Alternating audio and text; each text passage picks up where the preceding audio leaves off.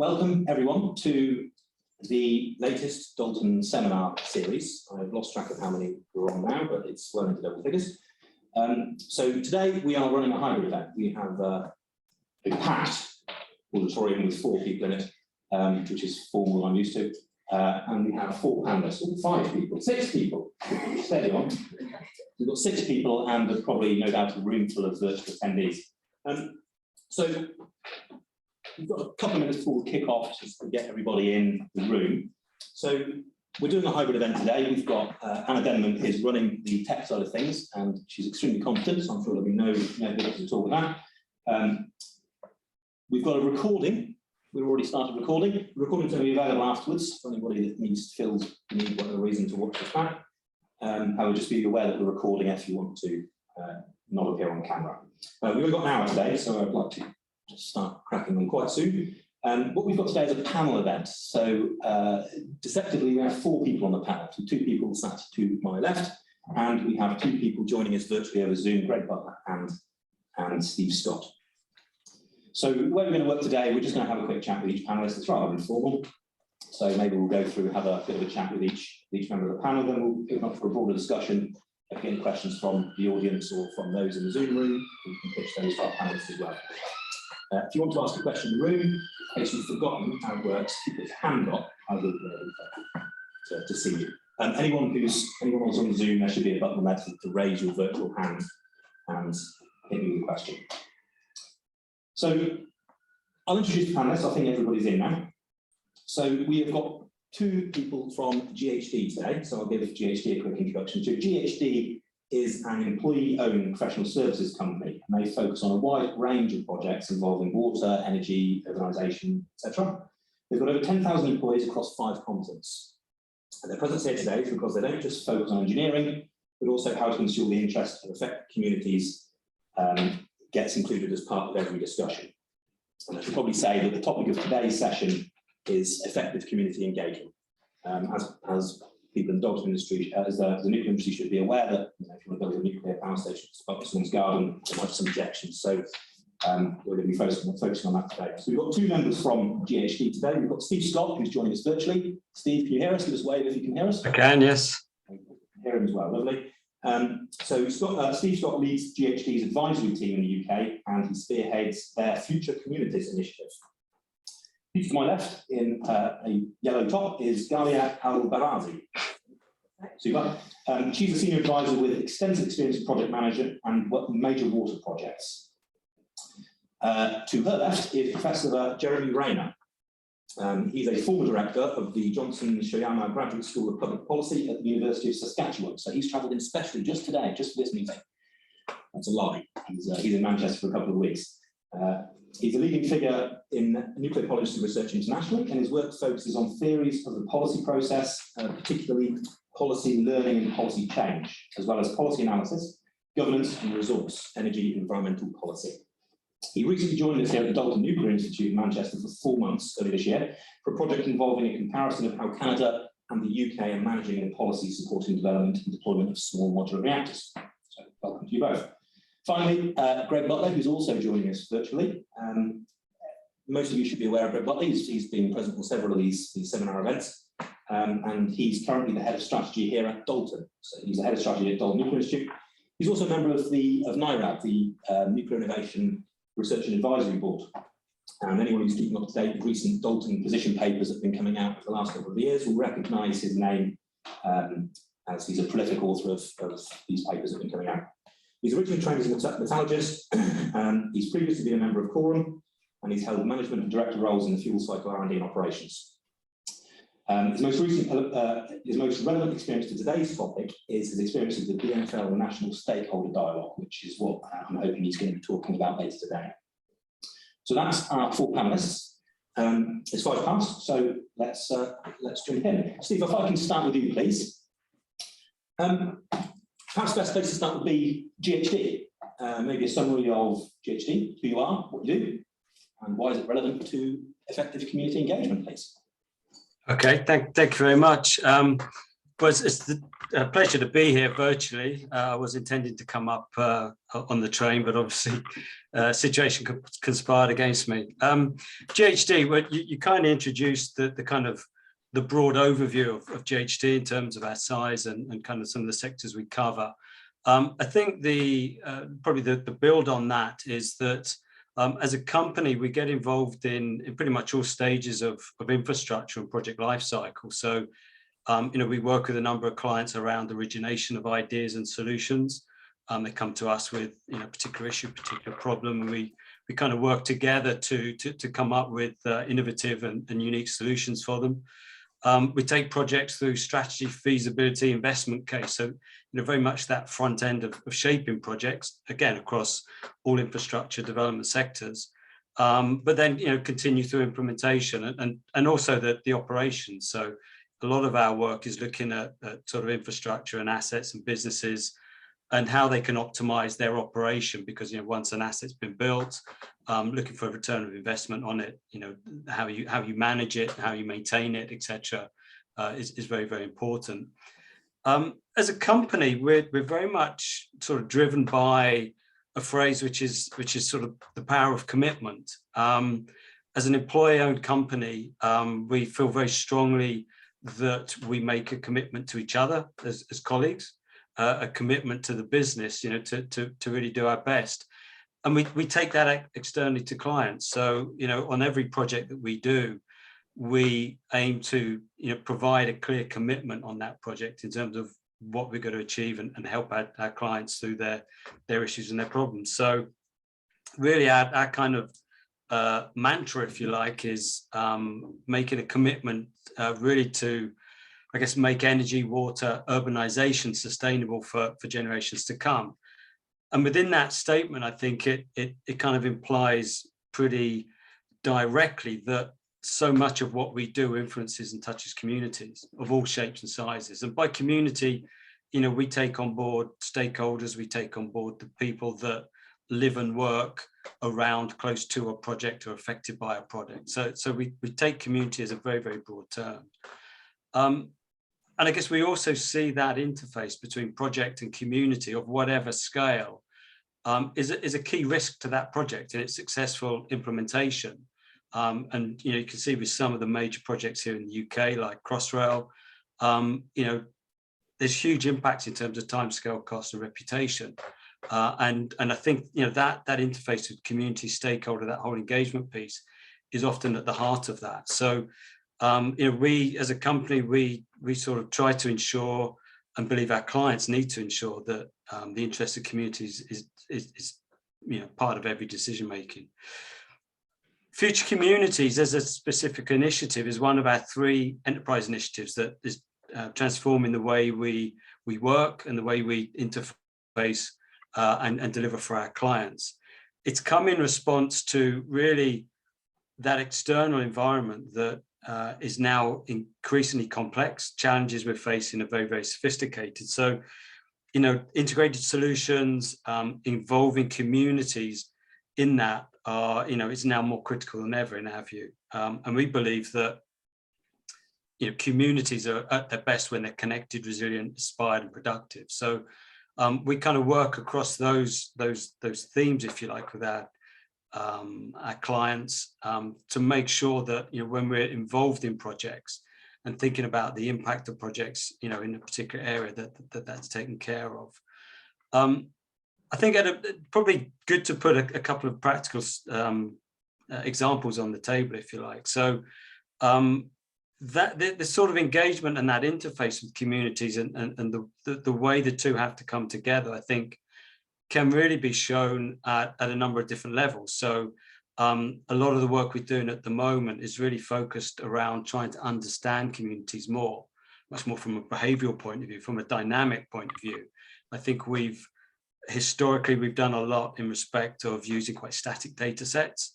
I think what COVID has shown is that the immediacy of data kind of helps us respond to challenges, make policy, in a much more integrated and iterative way. So just as an example, we found that working on some quite micro projects, maybe around sort of local transport initiatives such as pedestrianisation, that using real-time analysis, behavioural analysis, trying to look at the community and how it responds to change more, can really help change the minds of local businesses, local community that have taken a particular position on a project, a pro or against position. So, the example around pedestrianisation is that we've changed the mind of businesses to be pro the project rather than anti the project, just by using much more immediate data that's relevant to them and demonstrates that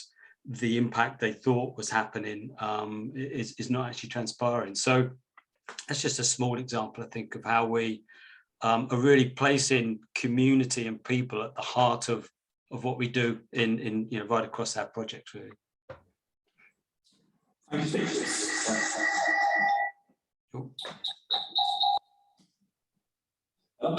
Yeah. That's my fault because I've joined my own Zoom meeting. Of course, thanks, Steve. Maybe one quick question before we move the conversation on. How do you think your experiences with GHD have relevance to the nuclear sector specifically? Because I'm aware that your stuff is more broadly energy focused and water and urbanisation. Is nuclear a special example? Is there anything you want to throw in on nuclear as a specific? Not really. I think what I'd say is that I think that the whole focus towards community and the engagement is critical on all major schemes. So, and I think that it's as relevant to within the nuclear industry as it is around the major sort of transport infrastructure or major water infrastructure that Ghalia will comment on a bit later. So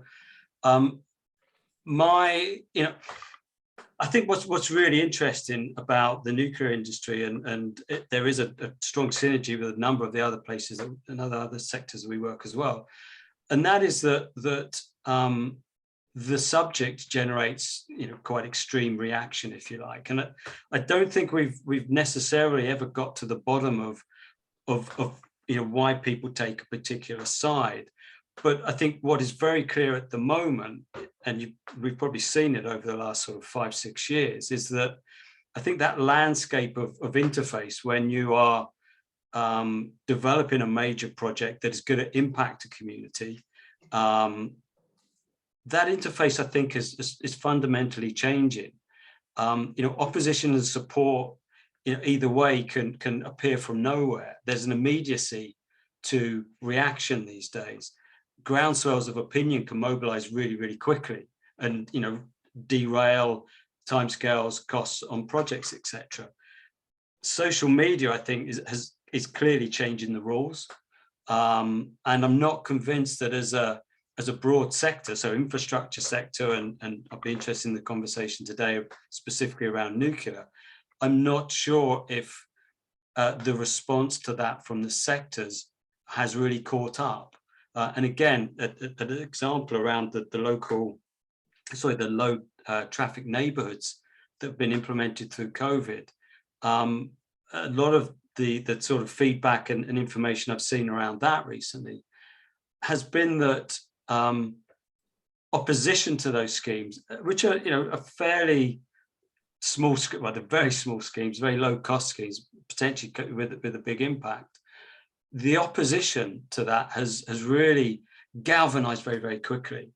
And working with colleagues in the public sector, their response to it in terms of how they engage, how they are gathering evidence, seems to be a few years behind still, using quite traditional methods, whereas people that are trying to shout loudly about a scheme can mobilize a lot of different resources now, social media, whatever, to really get up a level of opposition that is quite, I think some of the public sector is finding quite difficult to respond to. So I think what we're seeing in wider sectors within the UK, I would, I imagine, and from what I know, I think are quite similar problems that have been faced in the nuclear industry. So, interesting to hear a bit more later today.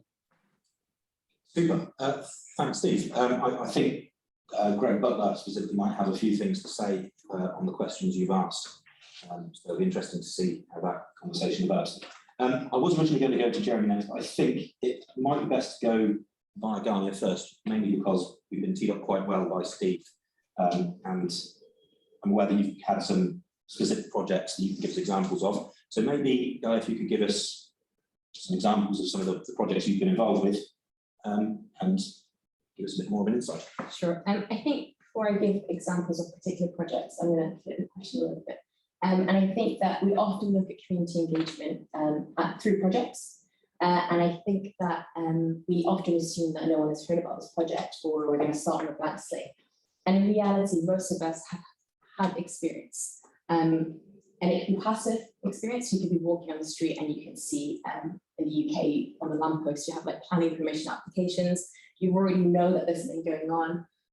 You might receive letters saying that, there's going to be road closure over the next coming weeks, and or there's a reduction in your water pressure for a couple of hours. So you've already had that experience, and it's not kind of started as and when you think as the practitioner that you're kind of starting that engagement. So I think it's kind of important to realize that it's not a blank slate. And those experiences, whether it's water, energy, any of the parts of the infrastructure, can be positive or negative. And that kind of builds up an experience for the individual. So if the individual has received a letter saying that their road is going to close for a week, and it happens to be 3 weeks, they're not going to be impressed when, I don't know, someone else, another infrastructure organization comes and says the same thing. So I just think it's important just to highlight that it's not always, it's always a blank slate. We are starting with people who have experience. And just before I go into an example, I think it'd be a good idea just to kind of define some of the terms that we're using. This is not an Oxford Dictionary definition, this is purely my definitions. So Steve mentioned, we're talking about communities, and Steve was talking about how easy it is for people to galvanize on particular feelings and either derail projects, and I've seen projects just go all the way up to public inquiry and not go through, because there's strong opposition for that. But historically, when we look at communities, you always think, okay, like this is the infrastructure piece that we're going to build. Let's look at all the people affected in that region, and they're therefore our community. And we know that's not the case anymore. And communities aren't homogenous. We can't group that community as one group, because they're not one group. When we're like super exciting, we might kind of separate them based on demographics and age, etc. But it's a lot more than that. People have got different experiences. And then we talk about engagement. So on projects, you map your stakeholders. So usually, historically, what we normally do is we have a y-axis with influence or power. And we have an x-axis on interest, and you kind of map your stakeholders along that map. And you come up with plans, and it's dynamic. So as your project changes, so does your communication. But I guess my question would be, I don't necessarily think that's always the right way. We don't look at this as a value exchange. We simply see this as, this is a community that had a high interest, but perhaps a low influence, and specifically particular minority groups possibly in those communities. But we don't see this as a valuable resource. We don't see this as a potential value exchange. And to kind of go into the value exchange, then it brings out this idea of social value. And social value is a key term that's being used now when we talk about infrastructure.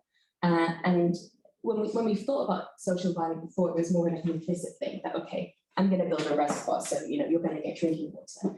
But actually now we're looking at, okay, if I'm building this reservoir, am I separating two communities, or am I providing a link between them? And is that link actually safe access? Can people actually walk between those areas? So social value becomes very key. And it's kind of an opportunity for practitioners and people on this side to actually understand what value can we be adding as an infrastructure project. So I'll get to your example. That's the point of the question. Thank you. I worked on a project, for example, that was to build a reservoir, use the reservoir example, at Portsmouth. And what was interesting, what was quite good about this project initially, was that the engagement started with the members of staff of Portsmouth Water. So no one went to speak to anyone. It was, we're engaging with our staff. So we're engaging not just with the project team. If you speak to the receptionist or the accountant or anyone within Portsmouth Water, everyone understands the purpose of the project. And not just kind of for this particular project in isolation, because we often look at projects in isolation. It's more that the kind of the wider issues and what this is trying to address.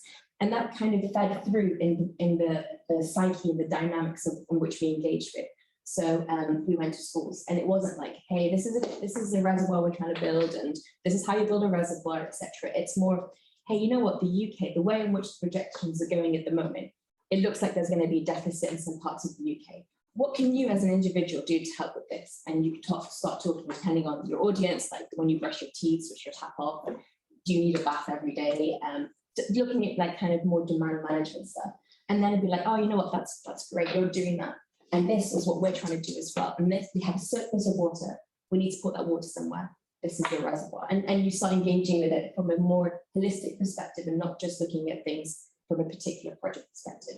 And then we drew in some things like energy, how energy intensive is this? How water isn't really in isolation. How can we bring the environment into this? How can we, just bring other sectors into this, because it isn't something in isolation. I guess Steve also mentioned data, and I think that we should be careful when it comes to data. Steve is a good example of when it can actually be beneficial. So if you're kind of swaying, like, I'm not sure if this is going to be good for my business, if this is going to be good for, I don't know, my community, that's one thing.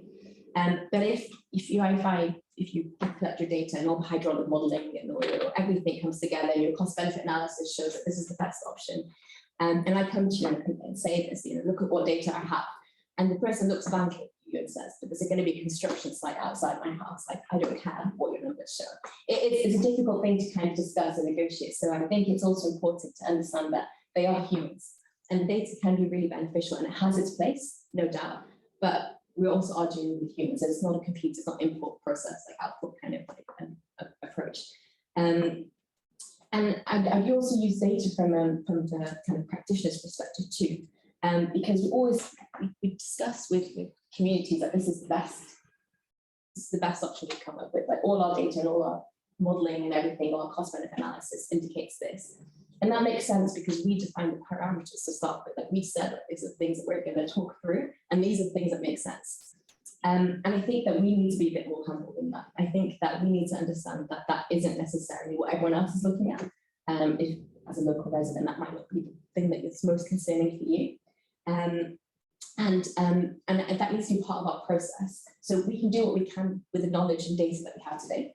In the UK, we're moving towards something called adaptive planning.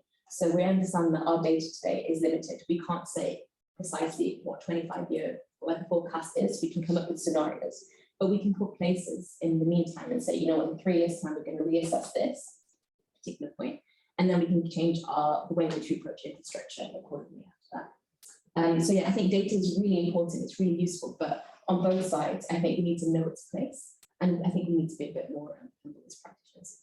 Steve agrees. I'm sure he does. Thank you, Ghalia. Very interesting. Quite interested with the influence versus interest plot that you've had to score in our minds.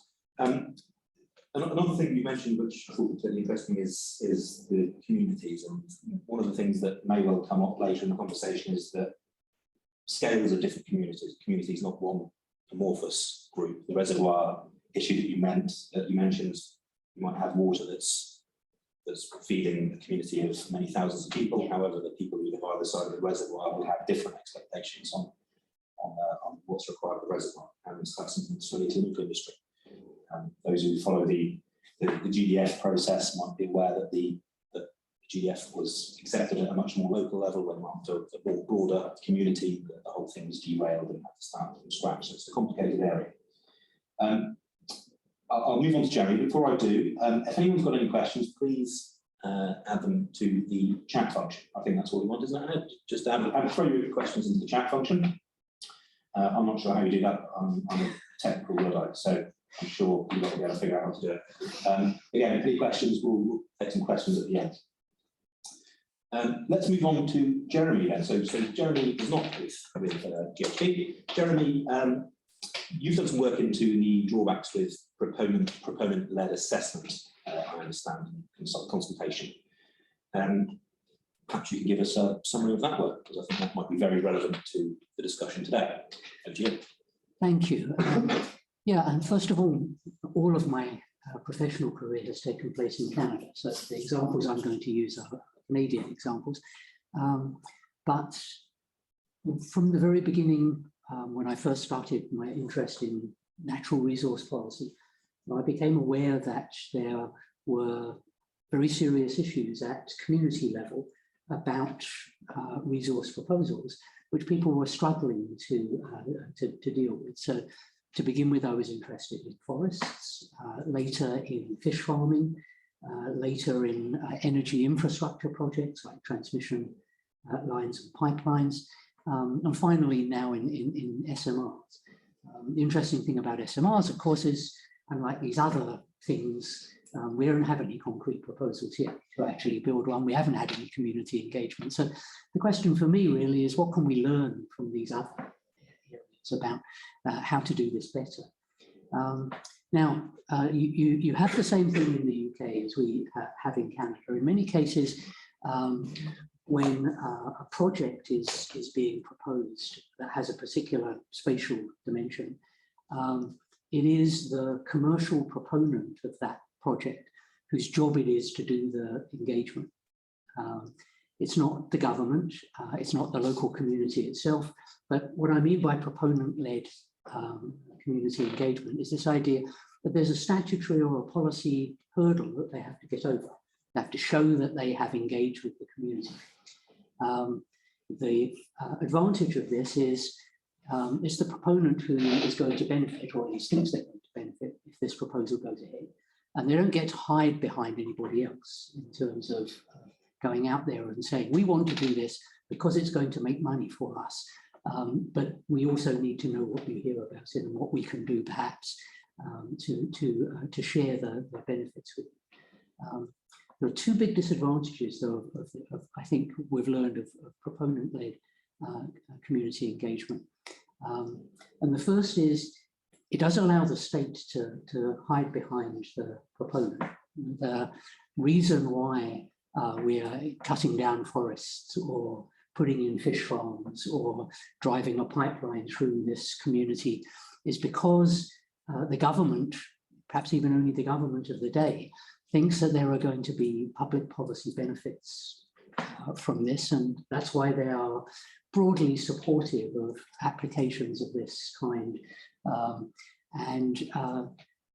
Unfortunately, of course, many community members, they don't necessarily disagree fundamentally with the project itself. They disagree fundamentally with the policy. But they don't think, here's of course where nuclear comes immediately to mind, they don't think that there should be nuclear generation of energy, or they don't think that fish should be farmed rather than caught in the wild, or whatever it may be. And with proponent-led community engagement, there's really an opportunity to discuss that. The proponent wants to know and is required by law to show that it's about this project alone, in this particular area with its particular characteristics that they've consulted. And you know, there's an additional problem with proponent-led community engagement. There's no incentive for the proponent to go beyond the minimum required by policy or law.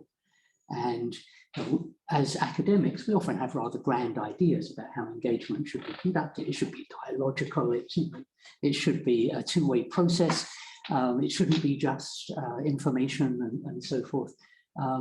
And many of those assumptions, I think, are quite unrealistic. I'm happy to talk about that later. But really, I think proponent-led public engagement drives the engagement into what recently was just this morning in a session about engagement around fracking. And the person doing the presentation was talking about box ticking. The law or the policy says you should do this, this, this, and this, and that's what the proponent does, this, and this. And opportunities to do something more innovative, more interesting, going further to understand the nature of the community itself and how it relates to this particular project. These are lost with proponent-driven engagement. So trying to think about how to do that better, or even whether we want to move away from that model altogether, or perhaps supplement it with something else. That's engaged my mind for the last few years. Thanks very much, Jerry. So in terms of, maybe this is a question you're not overly interested in answering, but based on what you just said, what is there that policymakers could do to make this process work better? Is there something that needs to be done from their end rather than, is there something that they should be doing in order to ease the process along? Yeah, I mean, first of all, they should be considering whether, in addition to this minimum legal requirement, they might think about the circumstances of the particular project and the policies that support it that require a broader form of public engagement, so that they're, in that sense, freeing the proponent and the proponents, consultants and employees from having to deal with these questions in a way that they can't answer them. I kept coming across in my very earliest days community forestry engagement processes in which it was not actually the activity of forestry itself, but the cutting techniques that we used, the way roads were built and so forth.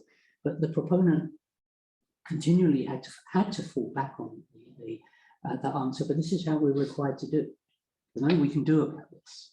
If you don't ask us about this, ask the government. The government wasn't there to be asked. And so finding some way of having the people who are responsible for the policy and who could possibly change it undertake more engagement, I think is really important, and would actually free up the proponents to be a bit more creative themselves. It would be quite convenient to say that's nothing to do with me, it's with somebody who's not even in the room, isn't it? It is convenient, and that was certainly my first reaction. You're just doing this because it's convenient. But the more I delved into this, the more I understand that in some ways, particularly when you were talking about large, sometimes small proponents, and we may see this with SLRs, don't really have the capacity to do much more. But when you're talking about large multinational companies, they do have the capacity to do much more, and often they would love to do much more. But they feel that there's nothing in it for them to do this. Interesting, thank you. Maybe one more quick question before we move on. So I'll ask the same question I pitched to Steve earlier. You said that your history's worked with things like forests and fish farming and so forth, but in terms of the specific example of nuclear, because nuclear always seems to be the thing that's got the record-breaking numbers, the record-breaking figures, and maybe Greg can correct me on this, or anybody else in the room that knows better than I do. I seem to recall that Sizewell B, the consultation process, was the longest in UK's history, and that may have something to do with the fact that it was kicked off shortly after 1966 disaster at Chernobyl. Is there any specific context you can give us on the nuclear angle that would make it separate from forestries and fish farming? I mean, the large nuclear that we've had in Canada, we haven't had a nuclear build in 30 or 40 years, so that hasn't a large nuclear build. But of course, we have had extensive consultations around waste management, and there, I think we have seen the deployment and some, I won't call them necessarily best practices, but better practices in trying to understand what community, first of all, your mapping exercises, I think, are really important. What is this community?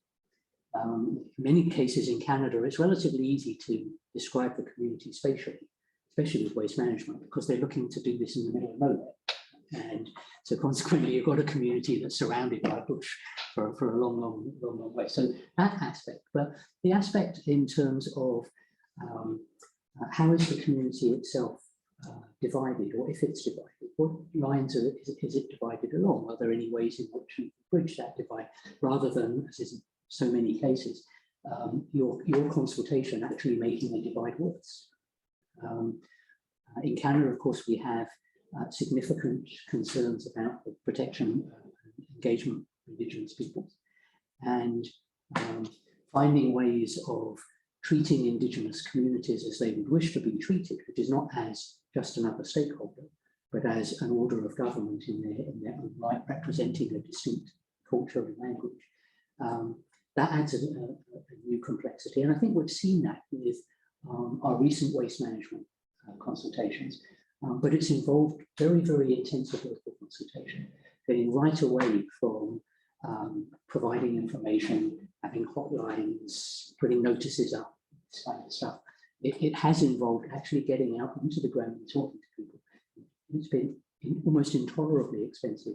It's taken a very, very long time, but we are now at the stage where we have 2 candidate sites identified, both of which are really possible sites for deep geological deposits. Thank you. Since your time at Manchester at Dalton, I've been more familiar with your work with the Indigenous side of things. And perhaps if we've got time later on, it might be worth continuing a bit more discussion on that, because I think people might find that of interest. There's different challenges with Indigenous communities as there are with urban areas. So I'd like to move on to our final panelist, please. If we can move to Gregg Butter. Greg, I know that there's lots of potential things you can talk about on this topic, but maybe we could make a start with the BNFL National Stakeholder Dialogue, which I know that you were a part of.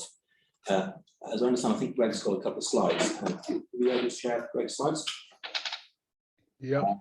Greg, can you see those? Yeah. Okay. Maybe you can talk us through that. Over to you, please. Yeah.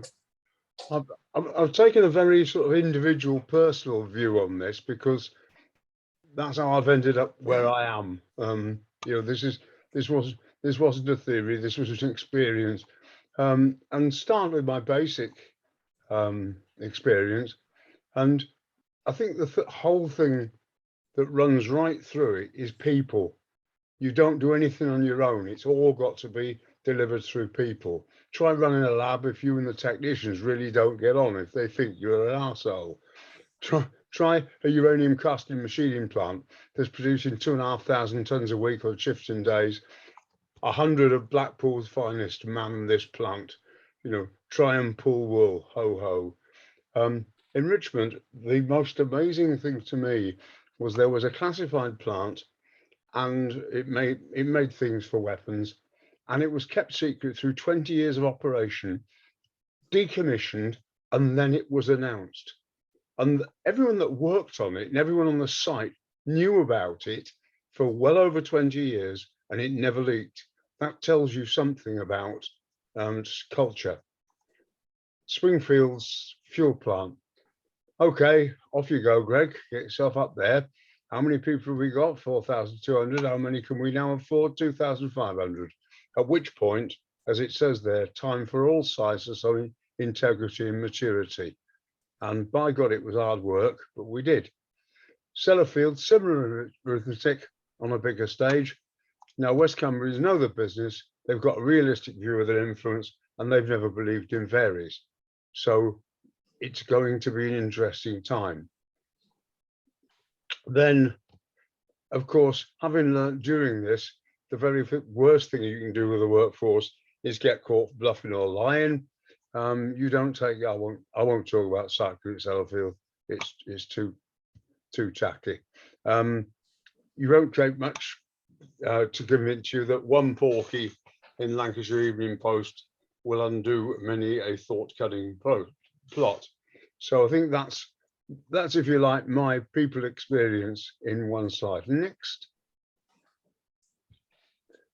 Left BNFL, well, was thrown out of BNFL, let's not mince words, failed to become chief executive in 1997, and then got the opportunity to participate in the BNFL National Stakeholder Dialogue process from 1998 to 2004, which aimed to inform BNFL's decision-making process about the improvement of their environmental performance in the context of their overall development. It was run by an independent convener, and it was participated in by people from BNFL itself, from trades unions, local politicians to the sites, environmental organisations, anti-nuclear groups, and all these people actually participated and produced reports covering things like waste discharges, spent fuel management options, UK plutonium disposition, what to do with it, BNFL business nuclear futures and security. All these are available on the Beam website. Next. But to me, the reports, and I mean, the reports were written by subject groups of, say, 6 of you who get together to write the thing. But when this generally happens, you find that the two sides of the argument start quoting things which are very different. And the different people do the sums and get extraordinarily different answers. In this case, all the work was peer reviewed by BNFL and Green experts on the group. So basically we actually, as a self-discipline, we said we're not going to go forward until we've actually agreed that in this case 2 + 2 = 4. And that took a great deal of work and self-discipline to do, but in the end we did. But then, of course, once we'd agreed the numbers, we argued interminably about the importance of them. In other words, economic benefits, was that good, or was it economic benefits at the cost of horrible health and social tragedy? There was a huge divergence. We basically used multi-attribute decision analysis and found there was a huge diversion of the weights put on key criteria, even when we worked for a long time to make sure that the actual marks, in other words, it is 7 microsieverts, not 700 microsieverts. It is a ton, not 1,000 tons. And it was quite clear that the differences in weightings were clearly and deeply firmly held. But the group persevered. There was a huge amount of discussion about the weightings, and that revealed that you could actually rationalize the weightings to being of 2 different value sets. In other words, if you said people had values which either had environmental protection first and foremost, or socioeconomic first and foremost, you get polarization of what these numbers meant. Next. But the breakthrough, and we kept this lasted for months. And at some stage, and we've never agreed who said what when, we all find it inevitable that it was on licensed premises and it was late at night. But someone said, I can see what your views are and why and how you hold them. And if I shared those views, I'd rank things exactly as you did. And at that moment, the world collapsed and reformed in a different form. I mean, basically, we'd got to the stage that we did agree that 5 + 5 does indeed equal 10. And we managed, but by the time we got to there, to show up the number of studies which say 5 + 5 equals the total I require to support my argument. And this is not an anti-green statement, because we've found amazingly misquoted numbers right across the spectrum, from rabidly pro-nuclear to rabidly anti-nuclear. So basically, it's an anti-charlatan statement. But it does say that if you go into a problem with honest endeavor to understand what the numbers are, you can then fine down on what your values are doing to illustrate the preferences. And that actually gives you a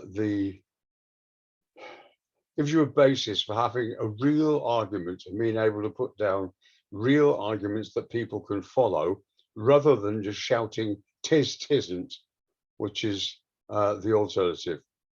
Next.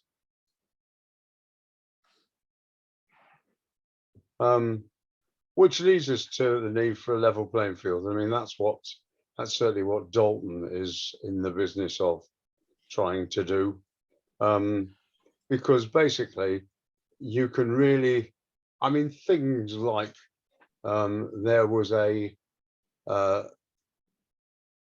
nuclear is low carbon, and there's no bloody argument about it. It is.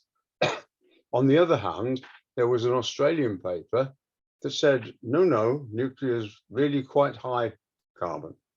It turns out that this was done by the oh bloody, I forgot the name of the mine.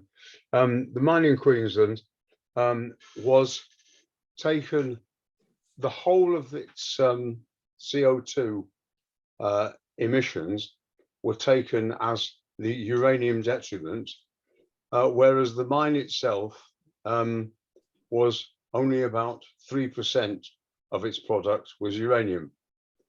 So if you do something like that, you'll get a pretty good answer, but it won't be true. So I've become quite a dedicated charlatan detector, and I've detected, and at the moment I'm detecting as many on the miracle SMR up front as I am on everything else.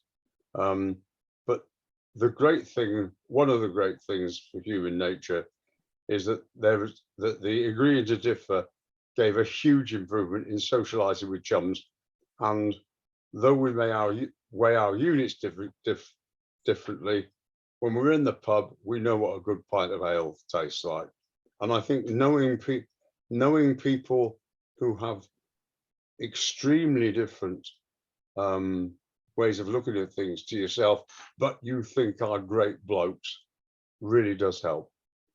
And I think there's, if you go to the next one, yeah, I don't think we'll do. I think we'll get to that later, which is the Geological Disposal Society, how it's failed and how it's succeeded or not.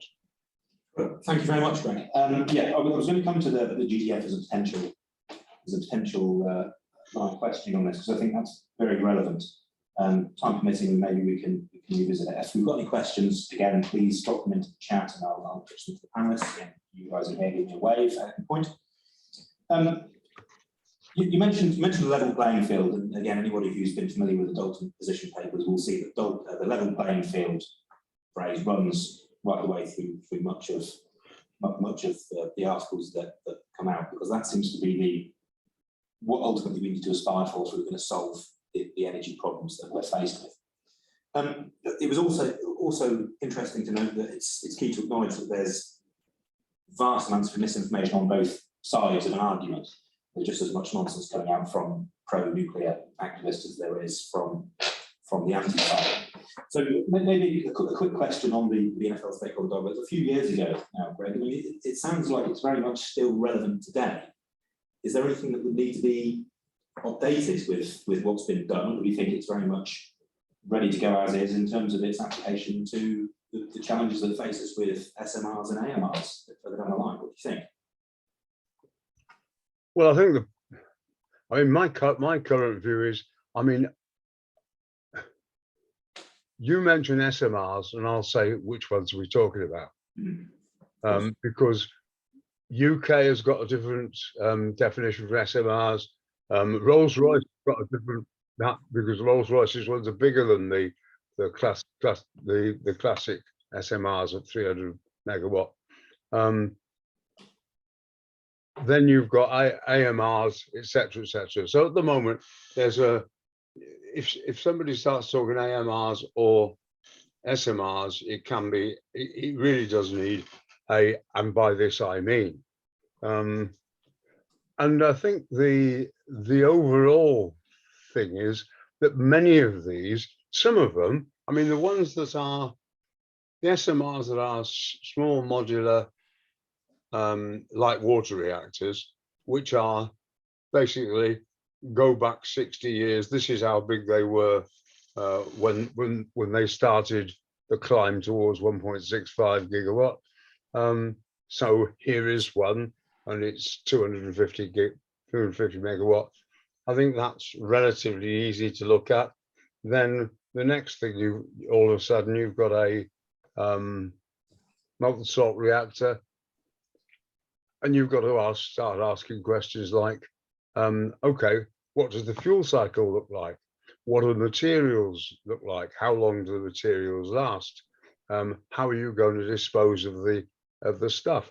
Yes, of course, by having a closed fuel cycle, you're going to save 90% of the resources. But how are you going to do it? Where's the plant? How much does it cost?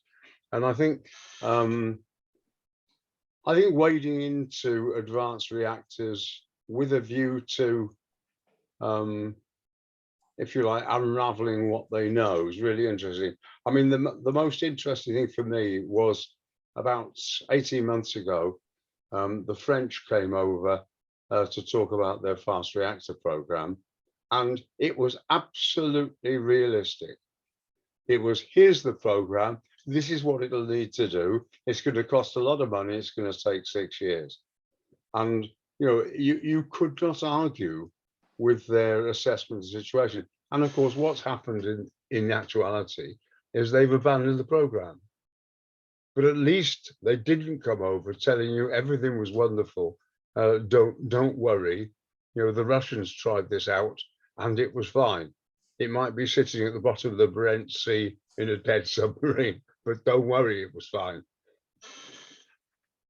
It's not overly convincing, is it? I've got a hand, I think. Yeah.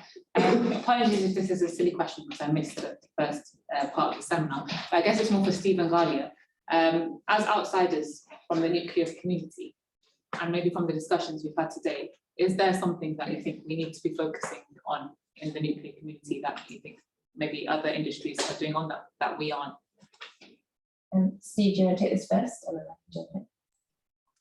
Yeah, I'm more than happy to give a sort of perspective on it, and it was fascinating to kind of hear the comments from the other panelists. I think what struck me is that, and maybe it's picking up more that Greg was sort of alluding to, that you know, you really need to kind of bring a level of sort of honesty and transparency into the situation. And I think, you know, experiences across other sectors sort of demonstrates, I think, results when you kind of approach it from that point of view. I guess I was really struck as well by the box ticking argument, and I was sort of sitting here thinking around that I do think that is one of, you know, a big issue around engagement and consultation, that you know, it's statutory, you have to do it, it ticks the box. That's great, but I really do think that when you apply a risk-based approach to it, and you actually sort of consider the potential ramifications of delay and derailment by community and engagement sort of not kind of coming down in your favor, then I think you take a quite different approach to that consultation. Because, you know, again, maybe with Sizewell, you know, if that's been going on for 25 years plus, you know, I can only imagine what the time delay and the cost is all adding up to. And therefore, you know, like I said at the start, I really think that engagement with community, engagement with stakeholders, that broad sort of set of people that are going to be influenced and impacted by a project, you know, I think if you underestimate that, you do it at your peril, and it will come back and it will cost you a lot more by just ticking the boxes. So yeah, I think that would be the thing that I would say. You know, you've really got to take a risk-based approach to this. If you think that the opposition that whole consultation has, a percentage chance to derail, then I think you've got to put the effort in that is accorded to it, because you'll fall foul of it otherwise. Yeah, I completely agree. And I think what happens, we have infrastructure projects in the UK that have been going on for decades where we've not actually started anything because of the opposition. And then I think what we fail at doing is we just focus on that one group of people that are opposing the project.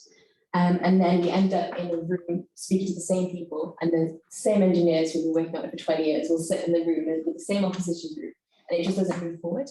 And I think that you need to be able to understand who your community is. I really think that's kind of key, that the opposition group, the projects that I have in mind, for example, they don't even live in the area in which we're discussing and stuff, but it's just like it's in principle that they're objected to it. So for me, it's understanding your opposition group, but they're not the only stakeholders in that. There is a whole of the community that are involved in that.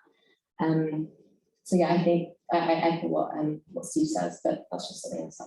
Ghalia, can I just add another example as well, or another factor, and that would be kind of clarity. I think you said, Ghalia, that in the end of the day, these are people that we're talking about, and they're not experts in the particular field of infrastructure the project may be in. I did an economic impact study for a new runway in Stansted. I mean, it's going back a few years now, but and what was quite clever with the government office that commissioned the work was they commissioned our team, which was much more sort of balanced and kind of broad in its approach, I think, and alongside an econometric company to basically answer the same questions. We came up with quite similar answers, but two different methodologies. And one thing that's always, I still remember from the consultation with about 200 stakeholders, was so many people coming out of that room were sort of saying, I kind of understood what you were saying. I didn't really understand what the other guy was saying. And it came down to the messaging. I'm an economist. I don't really get some of the stuff that he was saying in terms of econometrics.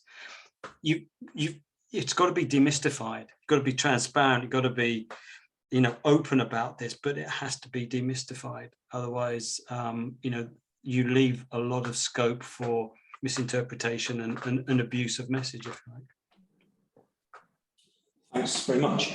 We are getting quite close to time, but we've got one other quick question. If it's a quick one, we can squeeze it in, please. Yeah, this is for anyone. So with like the anti-vax movement, there's been a lot of like pressure saying we don't believe the information we're receiving. How can the nuclear industry prove that they're being truthful with the information they're providing to people who maybe don't have a formal education? Would anyone like to take that particularly difficult question? There's 2 minutes left. I'll have a go. Thanks, Jeremy. I was going to come back to you, so I thought we'll try and do this one. Because I think this is a really important question, and something that we're really struggling with at the moment.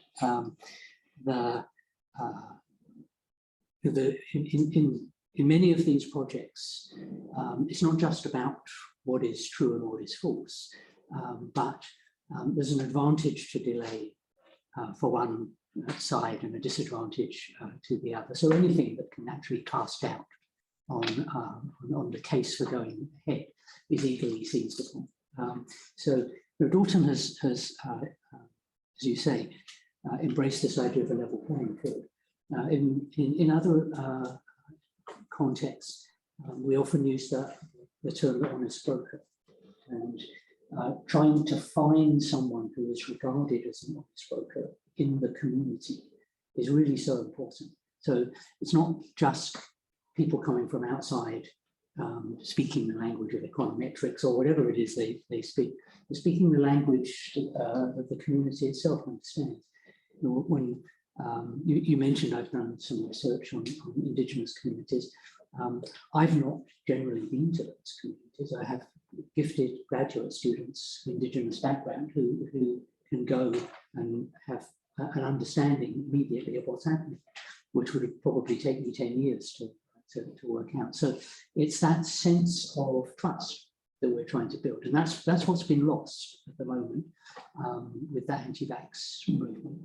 is they have enough people have lost trust in official sources of information that these people who want to cloud a particular issue have been able to insert a lever and press on it.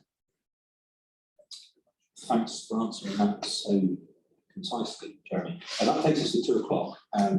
We've only got an hour, unfortunately, which is not enough time really to get through the subject matter with all 4 panelists. So thanks very much for all 4 of you being so brief. What I would like to do, hopefully this has raised some interest in the work that GHD's done, as well as the work of Jeremy and Greg. We've got everyone's email addresses from the Eventbrite, so what I propose is that we'll add a list of links to pieces of work, and especially the NFL's stakeholder dialogue to that sent around so that people can read a bit more at their leisure. But I think we better leave it there so we don't keep people too long after the allocated time. So I'd just like to say thank you to our panelists, to Steve, to Ghalia, to Jeremy, to Greg. Thank you to the Dalton champions for organising the event, and thank you for all of you for your company today. So thanks so much.